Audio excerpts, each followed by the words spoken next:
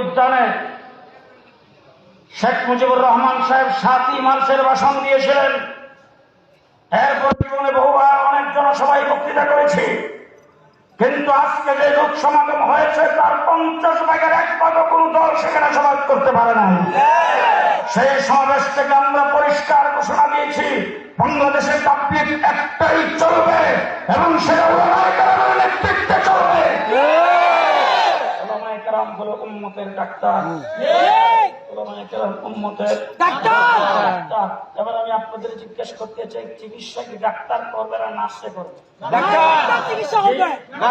হাসপাতালের ভিতরে 2টা সেক্টর, একটা হলো নার্স, একটা হলো ডাক্তার। ভালো করে বুঝবেন, একটা নার্স, একটা হলো ডাক্তার। ডাক্তার হইল রোগী দেখা রোগ নির্ণয় করে প্রেসক্রিপশন করার মালিক হলো ডাক্তার।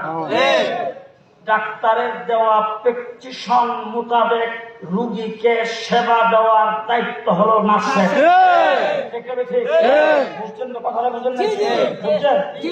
ডাক্তারের দায়িত্ব হলো রোগী দেখে রোগ নির্ণয় করে প্রেসক্রিপশন করার দায়িত্ব।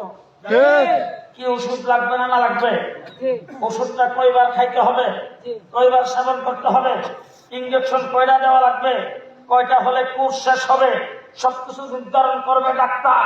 ডাক্তারের দেওয়া প্রেসক্রিপশন মোতাবেক সেবা দেওয়ার দায়িত্ব হলো নার্স।